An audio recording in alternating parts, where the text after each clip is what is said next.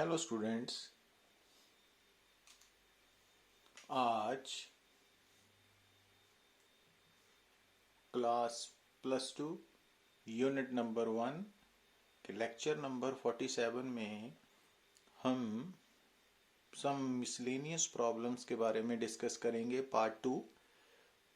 तो ये प्रॉब्लम्स अब तक हमने इलेक्ट्रोस्टैटिक्स के जितने भी टॉपिक्स कंसेप्ट्स कवर अप किए हैं उनके ऊपर बेस्ड हैं।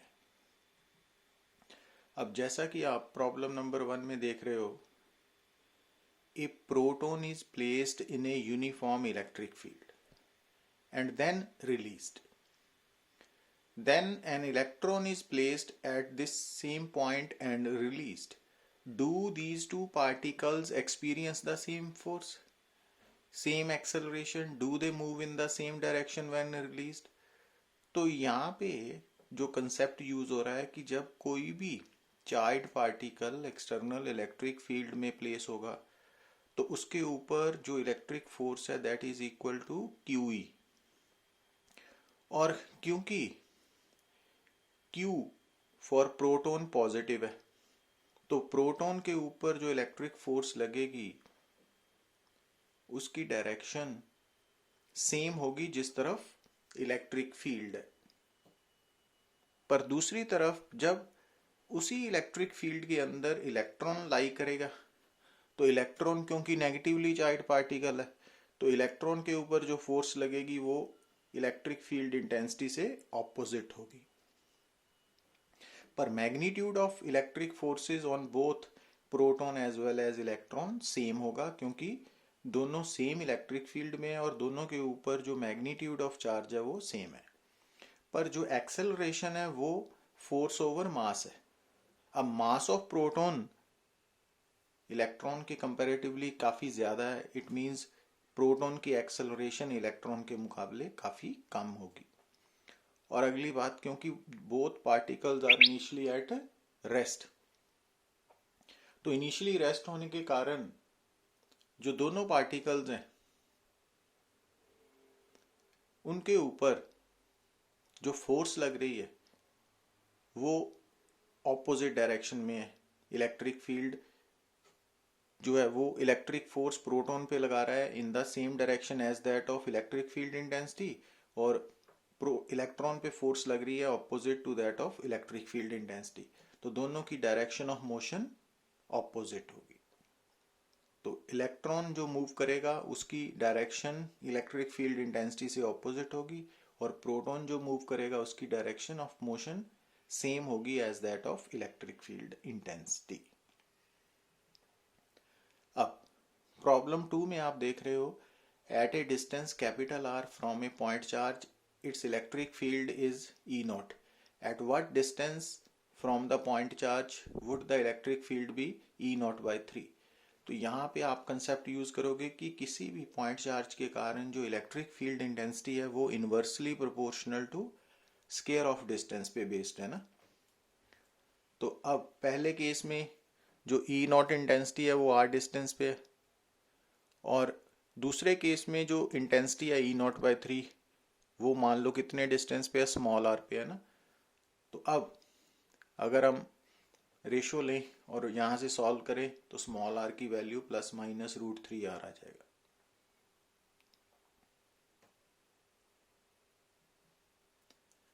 अब यहाँ पे देखिए आप प्रॉब्लम 3 में two fixed charges +4q and +q are kept at a distance r from each other. At what point between the charges must a third charge q be placed to keep the system in equilibrium? Also find the nature and magnitude of charge q. अब अगर सारे charges equilibrium में है तो it means her charge के ऊपर जो net force है वो ज़ीरो है। तो इसी कंसेप्ट को याद करते हुए, क्योंकि जो थर्ड चार्ज है कैपिटल क्यू तो वो इक्विलिब्रियम में रहना चाहिए। अब जो गिवन चार्जेस थे वो दोनों लाइक चार्जेस हैं, +4q एंड +q। तो इट मीन्स जो कैपिटल क्यू का इक्विलिब्रियम पॉइंट है that must lie in between A and B. तो मान लीजिए सी कैपिटल क्यू चार्ज का इक्विलिब्रियम पॉइंट है। तो जब हमने क्यू को सी पे रखा तो अब c डिस्टेंस फ्रॉम a हमने x ले लिया और from b r minus x हो गया, क्योंकि a और b के बीच में डिस्टेंस स्मॉल r गिवन है हम। तो अब कैपिटल क्यू पे एक तो फोर्स लगेगी 4q के कारण, दूसरी लगेगी स्मॉल q के कारण। अब दोनों फोर्सेस का मैग्नीट्यूड इक्वल होना चाहिए। कूलम्स लॉ यूज किया और यहाँ से हमने ये इक्वेशन बन गई। अब यहाँ से अगला स्टेप क्या होता है, taking square root on both sides. तो ये स्टेप बन गया। अब क्रॉस मल्टीप्लाई करके हमने x की value in terms of r निकाल ली। तो इट मीन्स जो थर्ड चार्ज कैपिटल Q है वो प्लस 4q चार्ज से कितनी दूर होना चाहिए, 2/3r डिस्टेंस पे होना चाहिए टूवर्ड्स प्लस q चार्ज।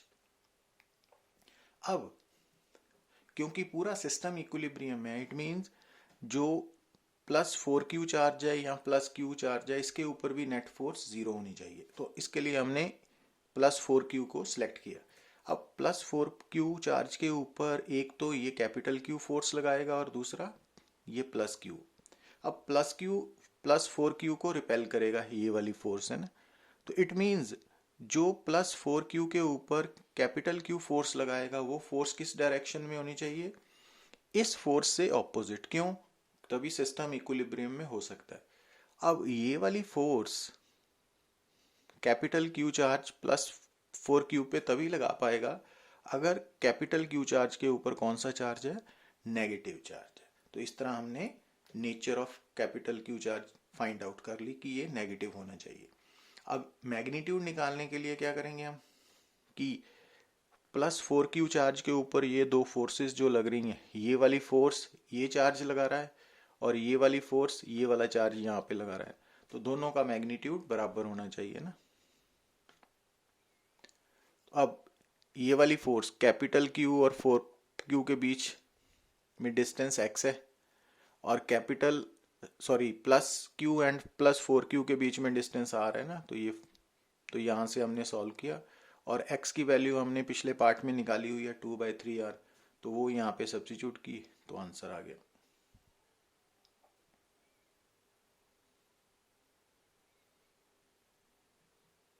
अब प्रॉब्लम 4 जो है इसमें हमें गिवन है 3 point charges small q, 2q, 8q are to be placed on 9 centimeter straight line.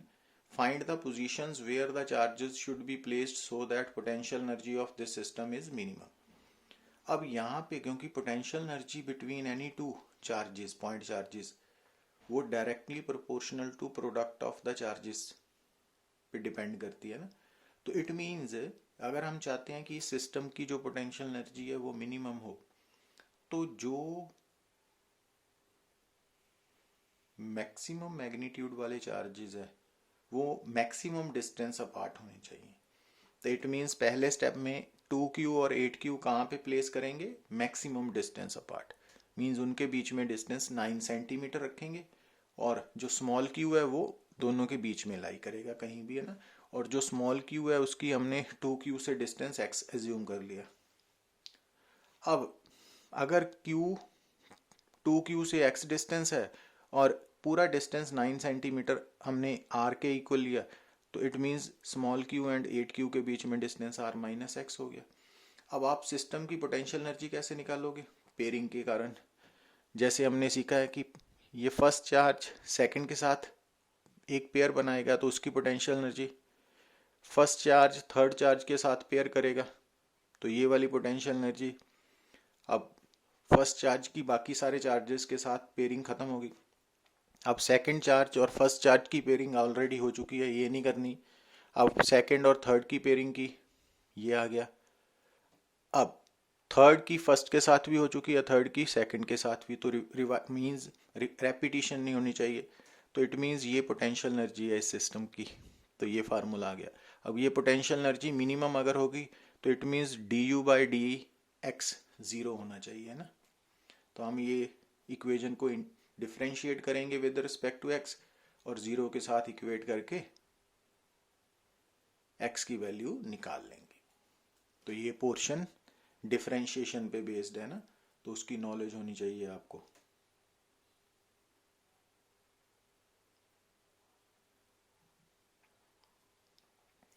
अब प्रॉब्लम 5 में आप क्या देख रहे हो, an inclined plane is making an angle of 30 degree with horizontal electric field of 100 newton coulomb. ये inclined plane है, ये हॉरिजॉन्टल डायरेक्शन में इलेक्ट्रिक फील्ड है 100 न्यूटन पर coulomb. A particle of mass 1 kg, mass of particle 1 kg given है, charge 0.01 coulomb given है, और ये जो इंक्लाइंड प्लेन है इसकी हाइट 1 मीटर गिवन है और कोफिशिएंट ऑफ फ्रिक्शन म्यू 0.2 है। हमने इस प्लेन पे जब पार्टिकल को रिलीज करना है तो देखना है कि उसको कितना टाइम लगेगा नीचे आने में। तो सबसे पहले इस पार्टिकल पे कौन कौन सी फोर्स एक्ट करेगी, एक तो वेट वर्टिकली डाउनवर्ड, दूसरा नॉर्मल रिएक्शन, तीसरा कि ये पार्टिकल नीचे आने की कोशिश कर रहा है तो फ्रिक्शन ऊपर की तरफ, और चौथा इस इलेक्ट्रिक फील्ड के कारण इस चार्ज्ड पार्टिकल पे इलेक्ट्रिक फोर्स लगेगी हॉरिजॉन्टल डायरेक्शन में Fe। और अब ये हॉरिजॉन्टल डायरेक्शन और इंक्लाइंड प्लेन में एंगल थीटा 30 डिग्री है ना। ये डायग्राम, अब हमने क्या करना है कि जितनी भी फोर्सेस है ना उनके कंपोनेंट्स बनाने हैं, और कैसे बनाने हैं कि along the inclined plane and normal to inclined plane. तो जो mg है उसका along the inclined plane mg sine theta और परपेंडिकुलर mg कॉस थीटा। अब जो हॉरिजॉन्टल फोर्स Fe है उसका along the inclined plane Fe cos theta और परपेंडिकुलर Fe साइन थीटा आ गया ना। ये कंपोनेंट्स बन गए। अब कंपोनेंट्स बनने के बाद ध्यान दीजिए, क्योंकि normal to the inclined plane particle rest में है, तो इट मीन्स जितनी फोर्स ऊपर की तरफ है इस डायरेक्शन में उतनी नीचे की तरफ है ना, perpendicular to the inclined plane. तो अब ऊपर की तरफ n है और इंक्लाइंड प्लेन के perpendicular mg cos theta plus Fe sin theta, equation number 1। अब जो एक्सेलरेशन है वो डाउन द प्लेन है, तो net force down the plane कितनी होगी, ma किसके बराबर, mg sine theta minus Fk minus Fe cos theta, equation number 2। अब Fk की वैल्यू कैसे निकालोगे आप, म्यू एन से, और म्यू की वैल्यू और एन की वैल्यू हमने इक्वेशन नंबर 1 से यहाँ पे सब्स्टिट्यूट करनी है, इक्वेशन नंबर 3। अब Fk की वैल्यू यहाँ पे सब्स्टिट्यूट की तो ये इक्वेशंस बन गई, इसको सॉल्व किया तो यहाँ से एक्सेलरेशन आ जाएगी। तो वैल्यू सब्स्टिट्यूट करने के बाद आपने ए निकालनी है। अब जब ए आ गई तो ये जो इंक्लाइंड प्लेन है तो इसकी पूरी लेंथ एस है और ये हाइट गिवन है और एंगल गिवन है ना, एंगल ऑफ। तो एस निकालने के लिए क्या करेंगे हम, राइट एंगल ट्राइंगल में sine theta H over S, तो एस आ गया एच बाय साइन थीटा। तो अब क्योंकि एक्सेलरेशन कांस्टेंट है तो equation of motion s is equal to u t plus half a t square, u zero लेनी है आपने, तो एस की वैल्यू यहाँ से निकालनी है, एच गिवन है ना, थीटा भी गिवन है, तो यहाँ सब्स्टिट्यूट कर देनी है।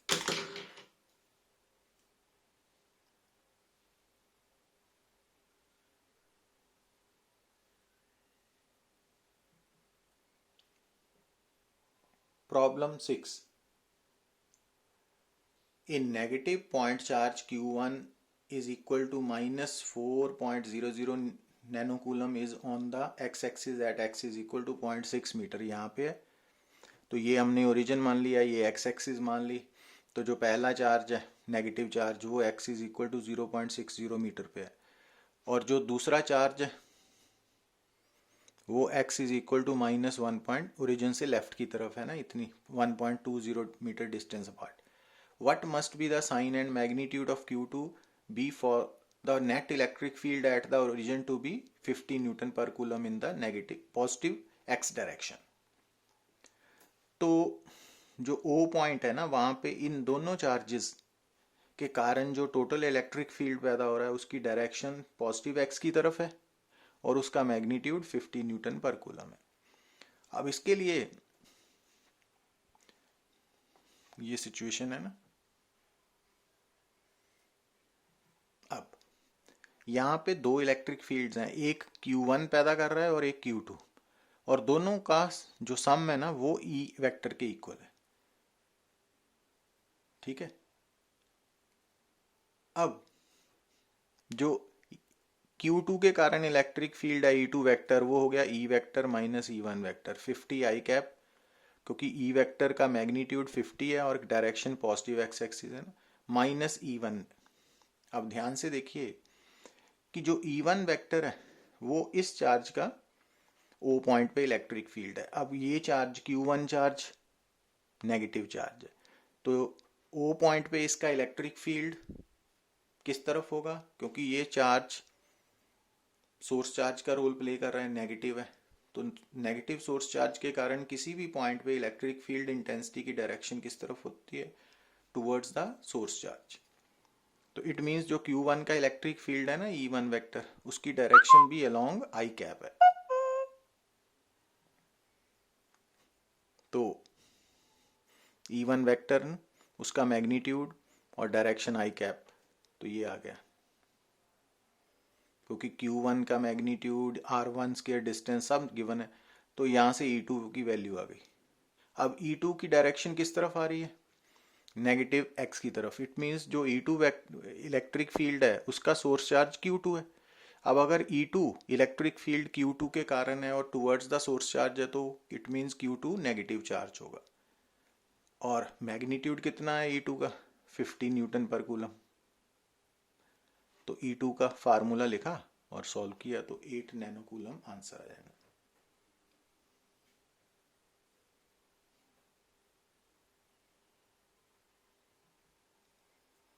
अब यहाँ पे a certain region of space bounded by an imaginary closed surface contains no charge. Is the electric field always zero everywhere on the surface? तो देखिए जो क्लोज सरफेस है अकॉर्डिंग टू गॉस लॉ, तो उसके साथ जो इलेक्ट्रिक फ्लक्स है वो तो डिपेंड करता है एनक्लोज्ड चार्जेस के ऊपर, पर जो इलेक्ट्रिक फील्ड है on the surface of Gaussian surface, तो वो डिपेंड करता है both interior as well as exterior charges. तो यहाँ पे स्टेटमेंट के अकॉर्डिंगली हमें क्या गिवन है कि जो गॉसियन सरफेस है उसके अंदर कोई चार्ज नहीं है, तो इट मीन्स उस गॉसियन सरफेस के साथ इलेक्ट्रिक फ्लक्स तो जीरो होगा, बट इलेक्ट्रिक फील्ड जीरो होगा कि नहीं ये हम नहीं बोल सकते। क्यों नहीं बोल सकते, क्योंकि अगर चार्जेस आउटसाइड प्रेजेंट है तो उनके कारण इलेक्ट्रिक फील्ड हो सकता है। तो इट मीन्स अगर गॉसियन सरफेस के साथ के सरफेस के ऊपर जो इलेक्ट्रिक फील्ड इंटेंसिटी है वो जीरो रहे, तो वो तभी पॉसिबल होगी अगर interior as well as exterior charges absent है, पूरी तरह से कंप्लीटली एब्सेंट है। अब प्रॉब्लम 8 में a spherical Gaussian surface encloses a point charge q. If the point charge is moved from center of the sphere to a point away from the center, does the electric field at a point on the surface change? Does the total electric flux through the Gaussian surface change? Explain. तो यहाँ पे देखिए, आप कोई भी surface ले लीजिए, अगर उस क्लोज सरफेस के अंदर चार्ज मूव कर रहा है तो जो electric flux linked with close surface है अकॉर्डिंग टू गॉस लॉ, वो net charge enclosed by the Gaussian surface पे डिपेंड करता है, उस चार्ज की पोजीशन पे नहीं। इट मीन्स अगर चार्ज मूव भी कर रहा है सरफेस के अंदर तो फ्लक्स की वैल्यू सेम रहेगी। हाँ, क्योंकि जब इनिशियली चार्ज यहाँ पे, तो ये सरफेस पे जो पॉइंट पी है वहाँ पे इंटेंसिटी की अगर वैल्यू ई वेक्टर है, तो जब चार्ज नज़दीक आएगा तो ई बदल जाएगा। इट मीन्स कि चार्ज के मूव करने के कारण विद इन गॉसियन स्फीयर या विद इन गॉसियन सरफेस जो फ्लक्स है वो सेम रहेगा, बट जो इंटेंसिटी है at any point on the Gaussian surface वो चेंज होगी।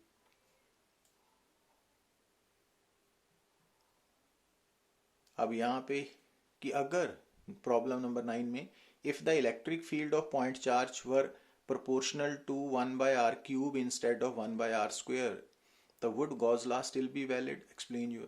तो वो ये बात ऑलरेडी हमने लेक्चर में डिस्कस भी की थी कि गॉस लॉ के अकॉर्डिंगली जो electric flux linked with a close surface है वो amount of charge enclosed by the Gaussian surface पे डिपेंड करता है and is independent of size of close surface और गॉसियन सरफेस। और उसका कारण क्या है कि जो electric field due to point charge है वो inversely proportional to r square है। तो अब यहाँ पे देखिए कि अगर ये एक स्फीयर है तो इस स्फीयर के ऊपर इलेक्ट्रिक फ्लक्स की वैल्यू अगर कैलकुलेट करनी है तो हमने मान लिया इसके सेंटर पे पॉइंट चार्ज क्यू है और इस स्फीयर का रेडियस हमने आर मान लिया। तो अब इस स्फीयर के साथ टोटल फ्लक्स की value E vector dot D S को इंटीग्रेट किया ओवर क्लोज सरफेस। तो क्योंकि ई और डी एस सेम डायरेक्शन में हो गए, पॉइंट चार्ज सेंटर पे है, तो कॉस 0 डिग्री होगा ना, तो ई की वैल्यू, तो यहाँ से flux independent of size r आया है ना। पर अगर यहाँ पे ई की वैल्यू आर स्क्वायर की जगह inversely proportional to r square की जगह आर क्यूब होती, जैसे ये है, तो फिर फाई की वैल्यू आर पे डिपेंड करनी थी ना। तो इट मीन्स कि अगर electric field due to point charge 1/r² की जगह 1/r³ पे डिपेंड करता तो फिर गॉस लॉ के अकॉर्डिंगली जो फ्लक्स है वो साइज ऑफ गॉसियन सरफेस पे भी डिपेंड करना था। पर क्योंकि इलेक्ट्रिक फील्ड 1/r² पे डिपेंड करता है तो it means independent of size of Gaussian surface है। Problem 10, if E vector is 0 throughout a certain region of space, is the potential necessarily also 0 in this region? Why or why not? If not, what can be said about the potential? अब यहाँ देखिए, क्योंकि हमें potential और intensity का relation मालूम है कि E is equal to minus d v by d r. अब अगर E 0 है तो d v by d r 0 है, but d v by d r 0 का मतलब V यहाँ 0 है और यह कांस्टेंट है, तो ज़रूरी नहीं कि v 0 हो, और अगर v कांस्टेंट है तो ये कांस्टेंट नॉन ज़ीरो भी हो सकता है। तो जैसा कि आप देखते हो कि जो स्फेरिकल शेल है, तो स्फेरिकल शेल के अंदर इलेक्ट्रिक फील्ड इंटेंसिटी 0 है, बट स्फेरिकल शेल के अंदर किसी भी पॉइंट पे पोटेंशियल की वैल्यू कितनी है, 0 नहीं है, वो सरफेस के पोटेंशियल के इक्वल है। तो थैंक यू।